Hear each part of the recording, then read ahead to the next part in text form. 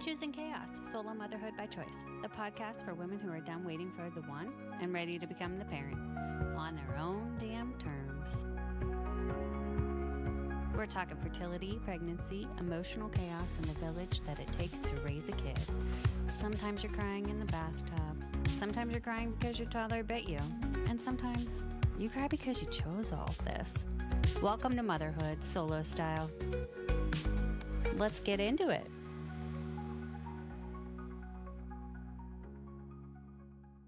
Hello, everybody, and welcome back to Choosing Chaos, Solo Motherhood by Choice. I am your host, Laura. In this episode, we sit down with Joni to talk about her journey to motherhood through IUI. What was that really like, what it taught her about herself, and how it changed her life.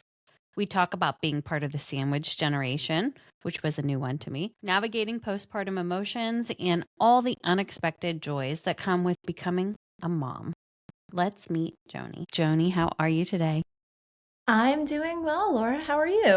I'm well. Thank you so much. And thank you for being here. Tell us a little bit about your journey to having your little one. Yeah, so it's funny. For a really long time when I was younger, I wasn't entirely sure whether or not I wanted kids. Then as I was getting through my 30s and I hit 35 and I realized I really do want to have a kid.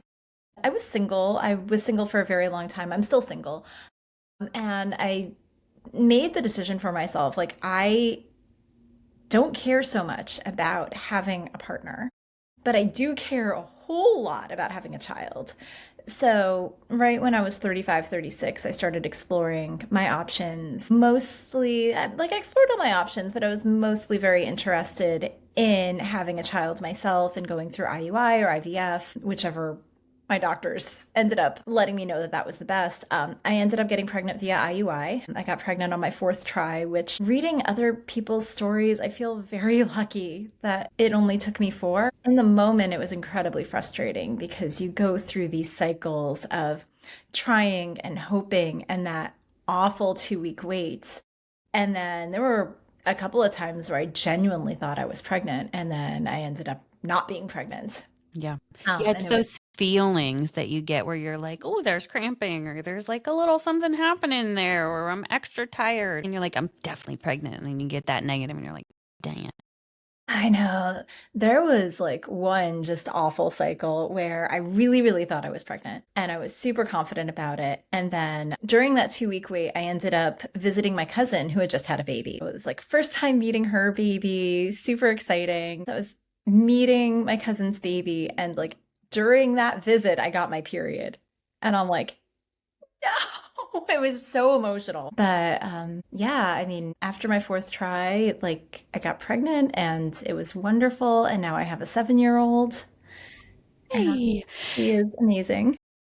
To your point before, though, it can take a very long time. And I think we see that in the Facebook groups, right? Is some women can go the 6 IUI cycles and then continue going IUI because we know IVF is very expensive. I think that I've heard people going up to 13 or more rounds of IUI, and them being unsuccessful, which is so heartbreaking because with each try, like we just talked about, there is that feeling of, oh, I could be, I could not be. I'm not really sure. I'm feeling these things.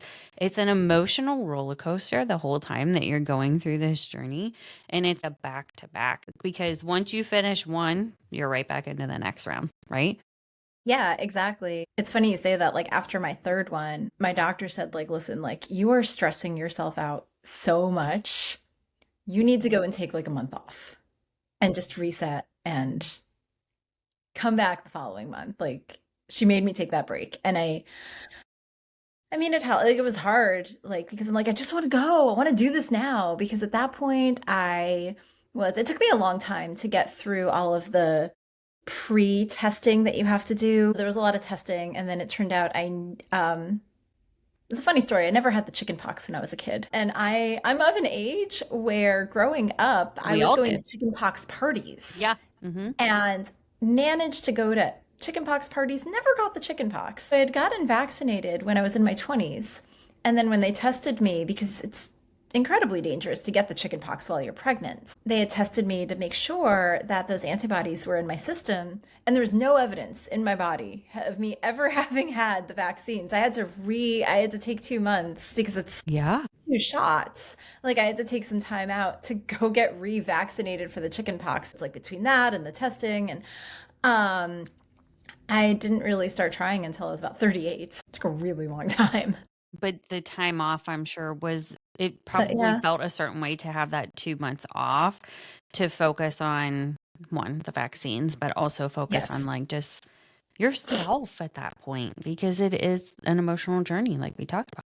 Yeah, it's incredibly emotional. And I don't know, it was just such a relief when I found out that I was pregnant. Was there anything different about that cycle? I don't know. That time off that I had, I ended up have had like I had already been planning this trip with a bunch of friends. So like we went on vacation and like I had a good time with my friends. And I think maybe it just that relaxed me enough. I don't know. Because it's funny, medically speaking, again, incredibly lucky. They said, listen, like there's nothing wrong with you except your age, which is not a great thing to hear. Right. But Yeah. they said like you're getting up there for pregnancy wise, but otherwise, like everything was open for business. Everything looked healthy. I was healthy, thank goodness. And so they were just like, it's just not taking. We don't know why. Did you It just, use the same donor for all 4? I did, Okay. yes. Yeah, because I've heard some people, like, after a few unsuccessful rounds, they'll switch. So I wasn't sure. How did the people around you in your pre-pregnancy journey support your choice and understand your choice of wanting to go the unnatural route of having a baby on your own? Yeah, so I actually didn't tell very many people. I told a couple of close friends, and they were incredibly supportive. I would tell them like, listen, like I'm going today, and they would send me like emojis like, you got this, you can do it. Um, like super, super supportive. But yeah, I think 3 people knew, Small. including my manager, actually. It was funny. I ended up telling her because a couple of reasons. Like, A, I knew she would be supportive and she would not like do anything to jeopardize my job because I was trying to get pregnant. But B, I had so many appointments. And at that point, I was still working from an office, and my cube was right across from her office. So I mean, we saw each other a lot, and I didn't want her thinking like that I was interviewing somewhere. My doctor's appointments, I didn't want her to think, oh, they're quote doctor's appointments, like big scare quotes. Like, no, no, really. No, they are. Yeah. Yeah, they really are doctor's appointments. Yeah. But I'll yeah, bring I you mean, a medical excuse if you need it.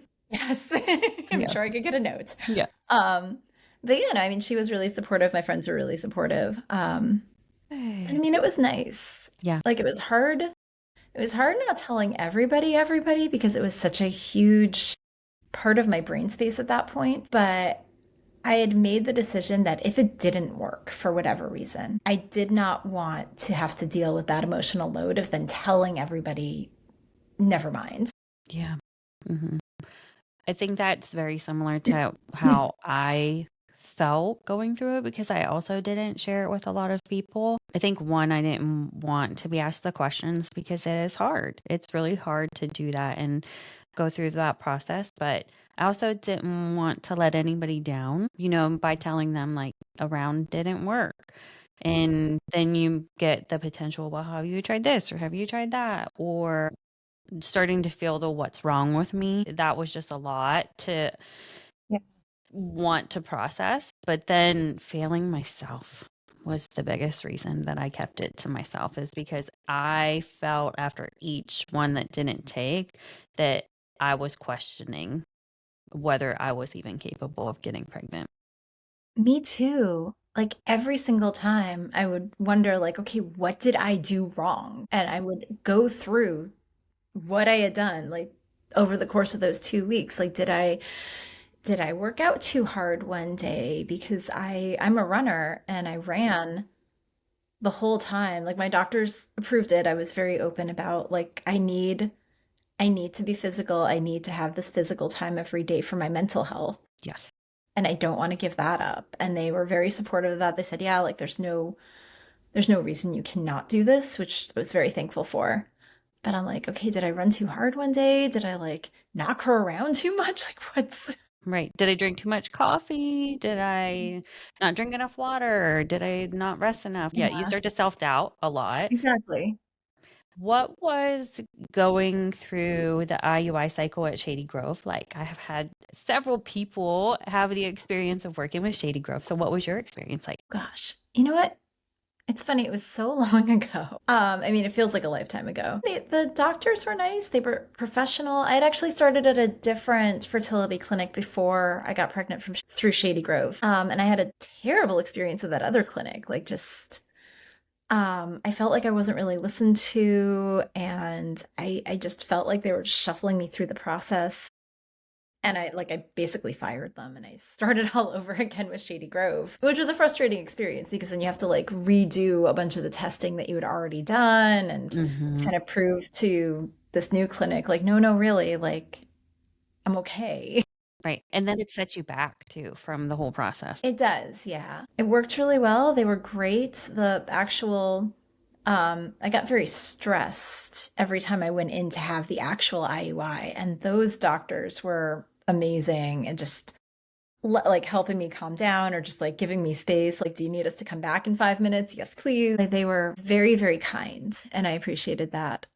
I did not also realize they are a teaching facility, which I thought was interesting because I had a Oh, few student doctors come in.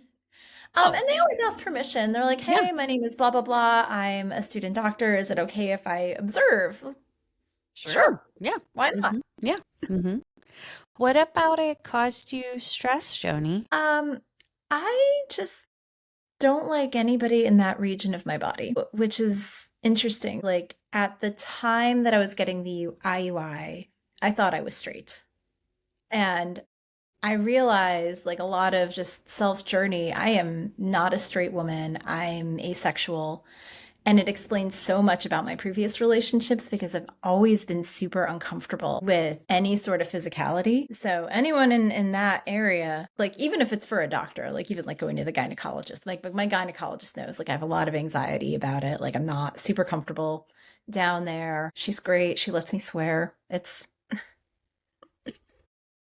important. It is. It is. But yeah, I mean that was like just the process was very stressful. I completely understand that because you have, well, especially in a teaching facility, you have a lot of people down there looking, but that also increases as you go through the delivery process. So what did tell me about that? Going through the delivery process and having multiple people in the room as you were going through that, you had to be super stressed out. Was not stressed out because I don't remember most of it. So it's Wow. kind of funny because I gave birth when I was 40. My doctors decided that I was not allowed to go past my due date. I had an appointment to go to check myself into the hospital the day before my due date to get induced. So I went in, I got induced. The next morning, they go check nothing. Nothing's going on. Ugh. Absolutely nothing. Did you do the Um, folly balloon and all the things? No. So then, like, my doctor came in and, like, she did an exam and she's like, I don't know if anyone's ever told you this, but your pelvis is too small for a baby's head to go through. So you actually need a C section. Wow. Okay. That progressed quickly.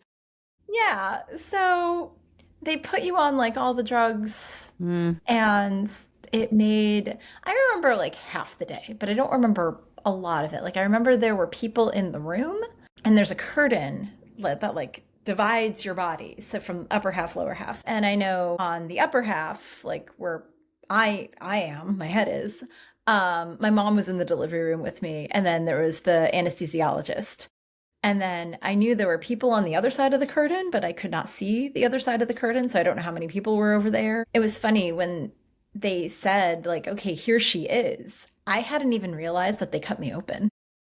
You didn't feel pressure or anything? I felt nothing.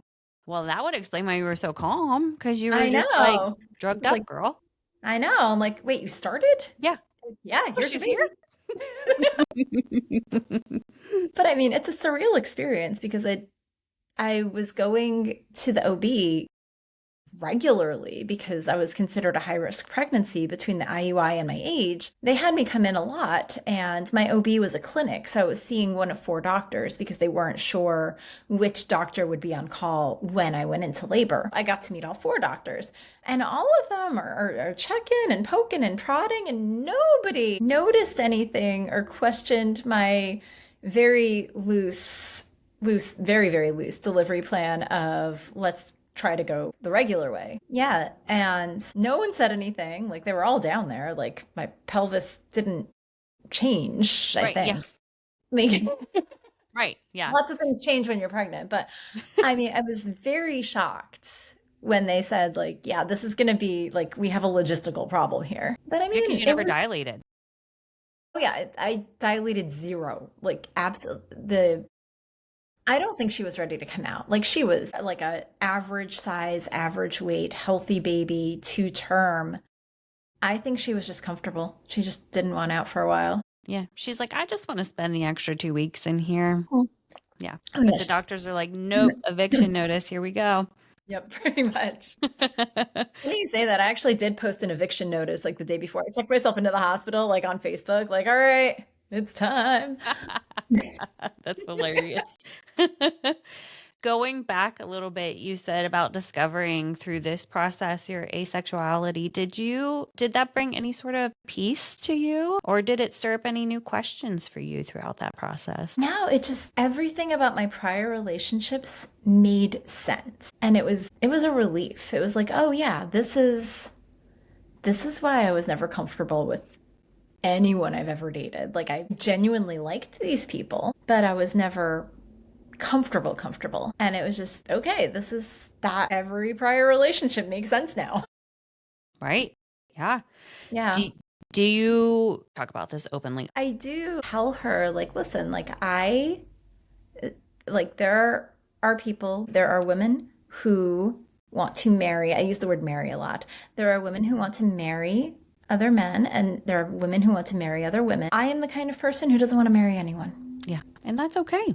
And I figured that was like age appropriate enough. Like we can get into the nitty All the gritties questions a bit later. older. But yeah, I mean, we talk very openly about queerness and different people, like who they are, even like sexuality or gender identification. There are men, there are women, there are non binary. I have non binary friends and colleagues, and I talk about them. I brought her to Fairfax Pride this past June, and we had a great time. I want to expose her to all of this because it is part of my life.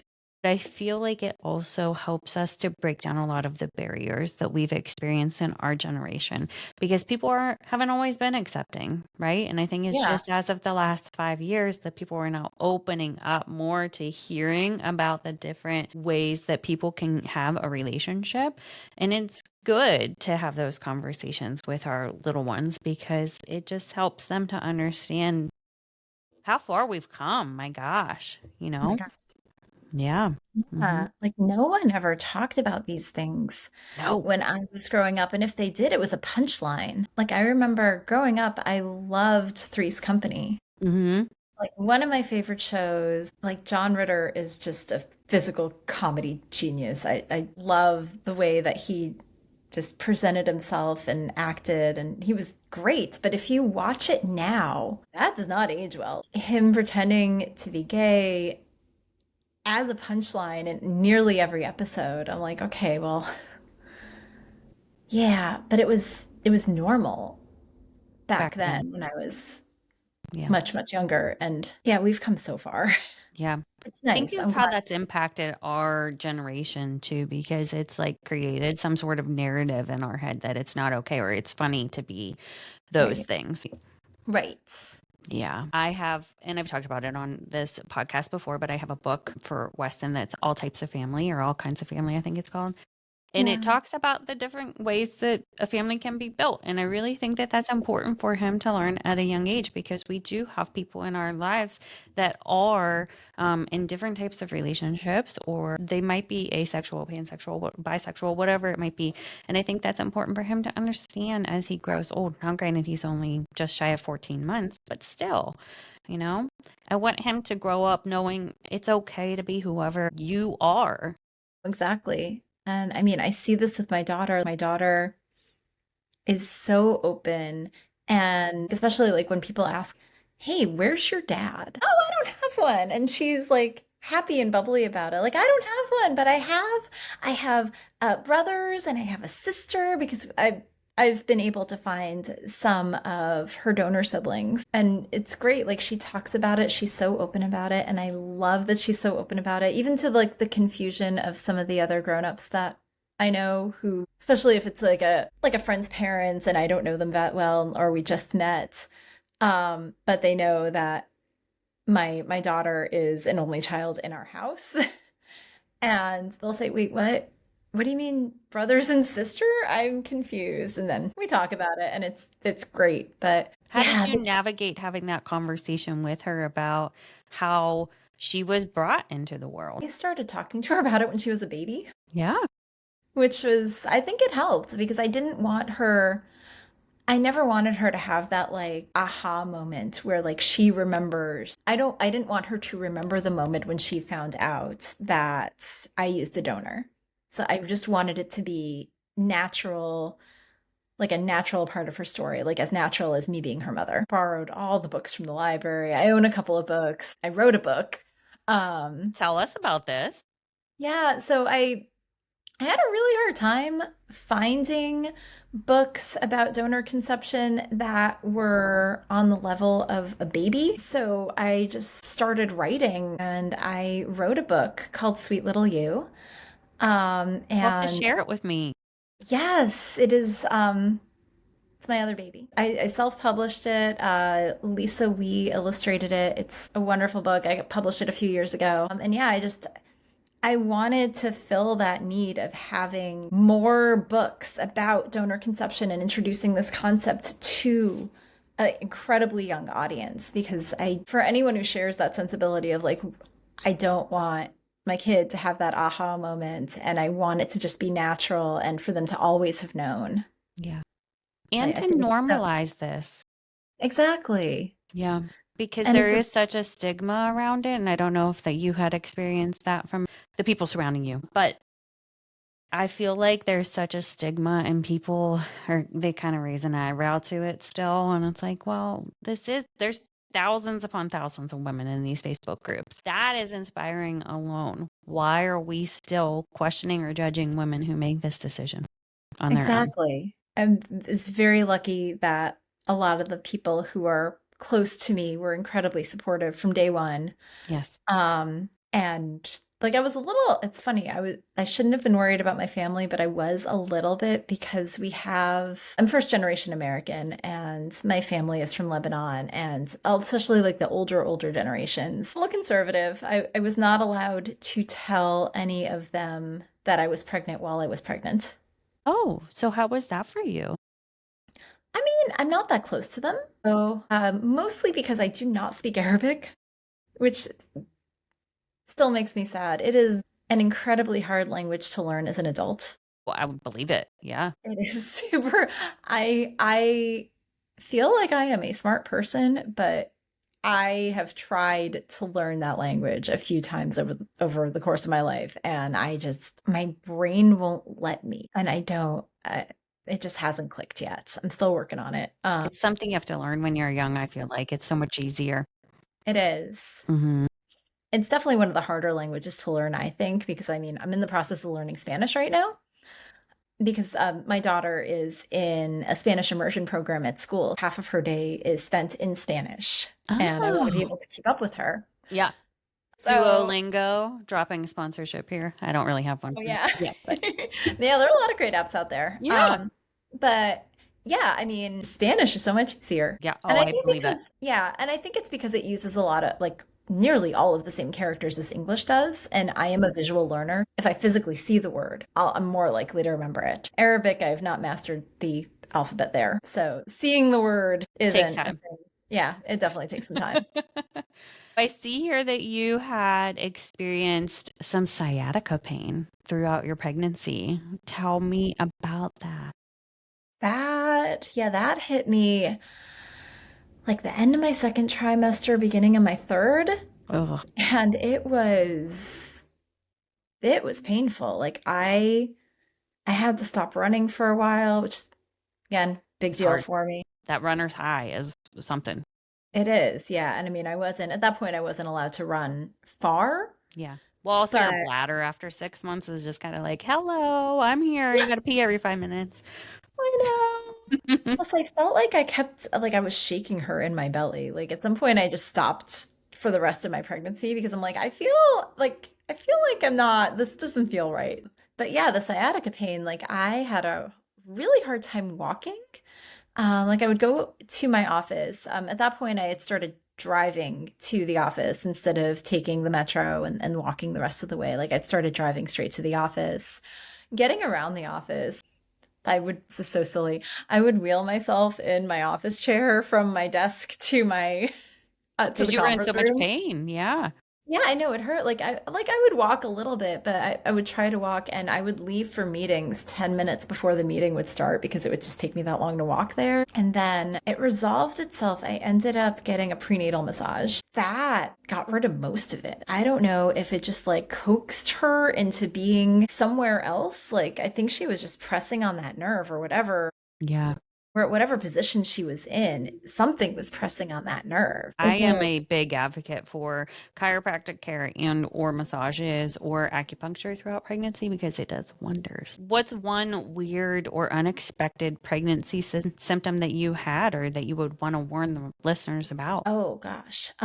Maybe the weirdest symptom was my diet Okay. because I Yeah. had some very weird ups and downs with what I could eat for like a couple of months. Meat made me just physically sick. Just I could not be around it. I didn't want to see it. I didn't want to eat it. And then after that, I started having cravings for like peanut butter on top of turkey. And it was just That's like a new one. my body did a 180 with Yeah.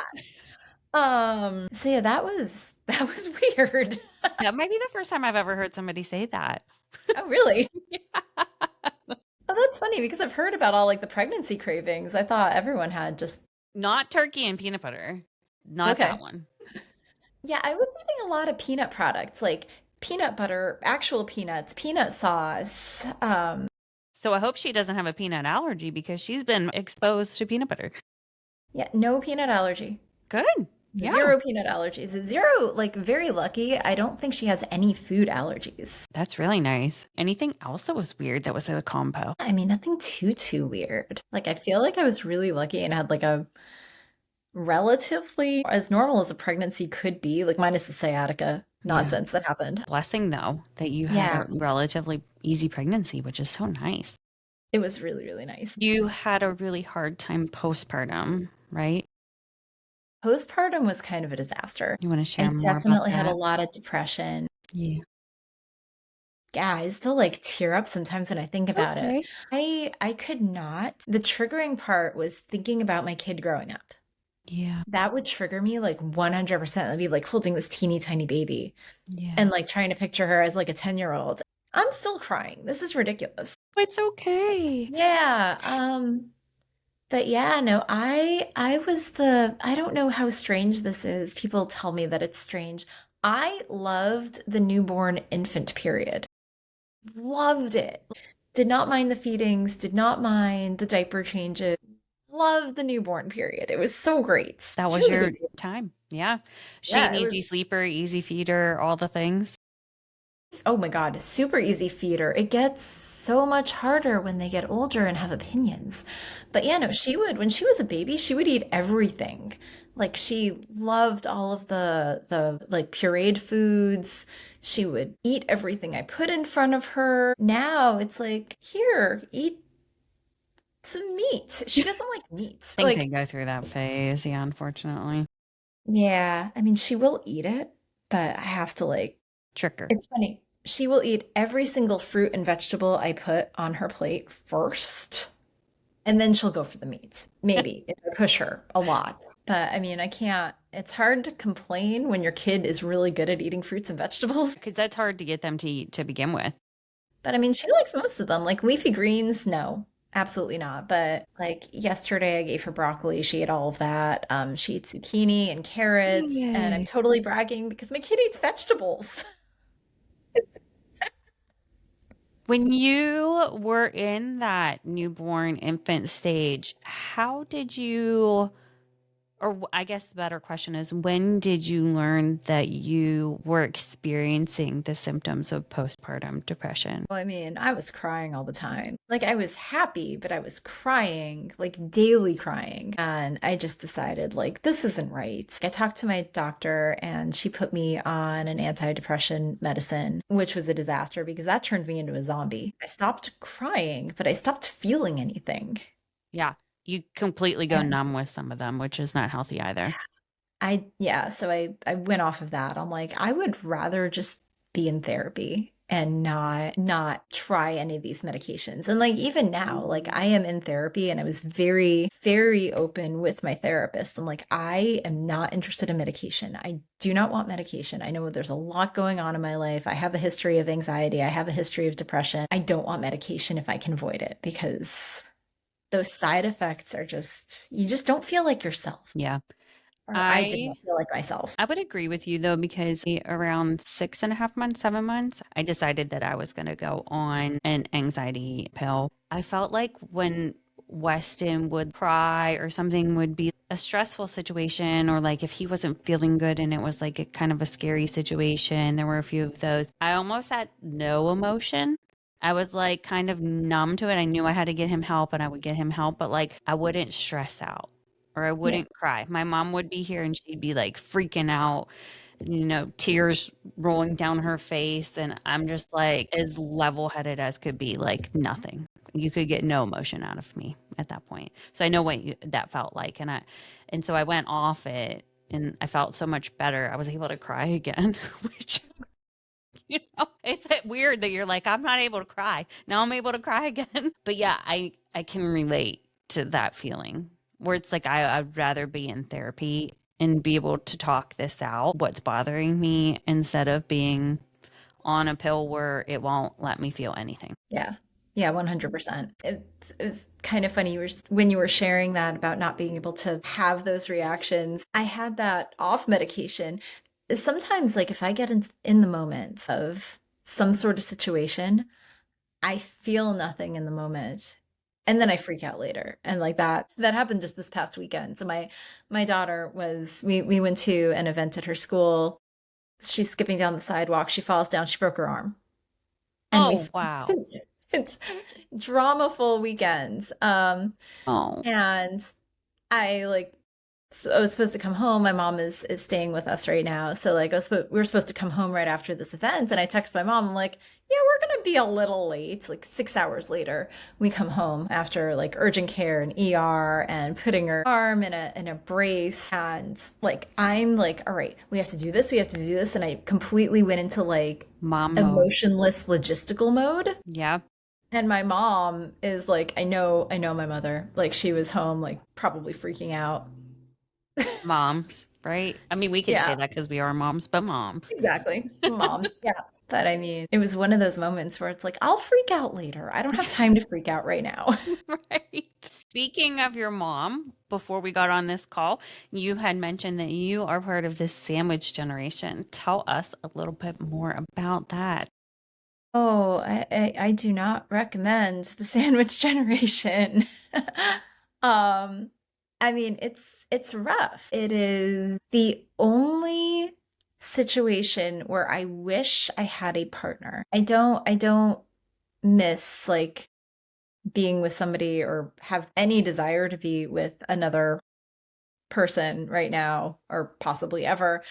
But it would be nice to have like another adult in the room to have that support. So my mom is staying with us because she's going through some health issues and normally she lives alone, but the health issues that she's going through, like the treatments, like it's just side effect city. So we both decided it was better if she stayed with us while she was going through treatment to get that support through all of the side effects. Like her living with us has been interesting. Like my daughter is over the moon that her teta is Arabic for grandma. Like her teta is here and like spending more time with us. She's here every day. But I mean, it's a give and take. So she sees her grandmother every day, but she also sees like what the side effects are doing to her body, Yeah. which Has to be is like scary. it's rough. Like some of them are pretty scary side effects. I've talked to my daughter, like, listen, like this is what she's going through right now. This is the side effect. This is why she's having this particular side effect. Like she's on this really strong medication that just makes her body like not work the way that it should right now. So we've had those conversations, and I mean, it's still affecting her. Like she's 7. My daughter is 7, and you can just see like she's absorbing everything, and she's a strong kid, but she's a sensitive kid. I mean, I wish she didn't have to see this, but I am glad that my mom is here and getting the treatment that she needs, and it's nice spending that time. Which you And it's otherwise funny. wouldn't have. Yeah. Exactly, yeah. Mhm. And I mean, I also like I have an aging father too who lives in another state, and he's health-wise like not the healthiest person on the planet, but like also like doing a bit better, like is able to like live independently and do his own thing. It's hard coming to the realization that I not only am I a single parent, I am also an only child, and I have two aging parents in two different states. They got divorced years ago. So I'm like, okay, well, if they both need support, How will that work? Yeah. yeah, we need some cloning technology right now. AI, I mean. I'm kidding. Yeah, that's fine. Just put in a robot body, we're good. Yeah. Right. But that has to be a lot of extra stress on you, right? Because you're taking care of your mom, you're taking care of your daughter, you have some concerns about your father. Yeah. Through all of that, how do you take care of yourself, Joni? Wonderful question. Um, I wish I had more time for that. Part of it is before we got on, before we started recording, I talked about him taking a class, and that I realize taking a college class is not the normal way to take care of yourself, but it has been a lot of fun. There's like weekly writing assignments, and I can feel people in the audience just cringing at that. But yeah, there are these weekly writing assignments and a lot of reading, and I love reading and I really love writing. That's actually been a joy. And then I'm also in therapy. Like I see my therapist once a week and we just talk things out. I talk about my week. She gives me some really good advice. She inspired me to start really looking for like babysitter options. So one of the biggest needs that I've discovered is I am not in a position where I need a regular babysitter, like I have a regular schedule and I can let somebody know ahead of time, but I am in a position where a lot of emergencies have come up and I need somebody to call in those emergency situations. And a lot of the people who are geographically close to me who I could call also have children. I could call them and they've encouraged me to call them, but sometimes like they have to say no because like they have other kids, other responsibilities, like their kids need to go here or there, or maybe they are the only parent in their house for a specific moment because the other parent is traveling. That actually real example that actually happened the other day. Yeah, like I was talking about this situation where if I need to be in the hospital for some sort of emergency situation with my mom, but my daughter is at her after school program and needs to be picked up by a certain time, and the two places are not really close to each other, um, What do you have I to need do? another adult. And this is also like going back to like, this is the only real moment in my life where I wish I was partnered. Yeah, I know that feeling all too well. The other day, I had a situation like that where I was like, well, I need to have this appointment, and the only time that they have it is at this time. And so, like, who could get Weston from daycare if I need somebody to pick him up? And then I was like, well, I guess I'm just going to have to self-sacrifice here and move my appointment because I'm just worried that it won't be done in time, and I don't have anybody close by to get him. Yeah. But I know that feeling, and It's good that you're continuing to go to therapy and you're taking care of yourself and you're in this class. And like, so you have outlets, which is really nice to continue as you're going through this experience with your mom and, raising your daughter and then concerns about your dad too. Yeah, no, All of that is a lot weighing on you, I'm sure. it is. Yeah. I wish I had more time for sleep, but I feel like that's true of most parents. Yeah. I think when they're older, we'll sleep again. I don't know. That's when they start like going out with their friends on their own. As we wrap up, Joni, what's something that you are extremely proud of as a part of your entire parenting journey so far? Oh my gosh. I think I am most proud of the relationship I have with my daughter. I love it. She is such a cool person. And I genuinely like hanging out with her. She is goofy and silly and makes up games, and she is so creative. I'm a very technical person and I'm a very exact person, and she just lets her creativity fly. Like there are Legos and art supplies all over her room in a way that I don't know if I would be able to function, but like that is her brain space taking over. Like she respects my brain space, I respect her brain space, and when she's not being a typical 7-year-old and causing typical 7-year-old trouble, I love hanging out with her. We will go out for ice cream. She is obsessed with this local place that we have called Sweet Frog. It's a chain, but it's Yeah. really fun place. We go there, we go to the movies. We have developed a mutual love of K-pop Demon Hunters. This is like the fourth time I've heard somebody talk about that. I'm like, I have no idea what that is. It is the hot new trend. It is huge. I believe it. Yeah. Yeah. But I mean, it's a good movie. I can't believe I'm plugging a movie right now. But I mean, it is a good movie and the music is so solid. Like it will definitely get you into K-pop. Okay, I'll have to give it a little watch. Finally, finish this sentence. Being a solo mom by choice means. Gosh, that's a hard one. Means intentionally changing yourself for the better. Aw, I like that. I really like that. It makes us better people for sure. It does. It's such an amazing gift to be a mom. For sure. It is such a gift. Yeah. And I love it. All the stress, but I love it. Well worth it. Much love to your mom and many prayers too as she continues to go through all of her health challenges. And I hope that you find more time to take care of yourself as well throughout this journey. Thank you so much. And Yes. thank you for having me on the show. This Of was a course. wonderful experience. Yes. Keep me posted on everything, please. I will, yes. Yes. It was so nice to meet you, Joni. It was great to meet you too, Laura. Bye. Bye.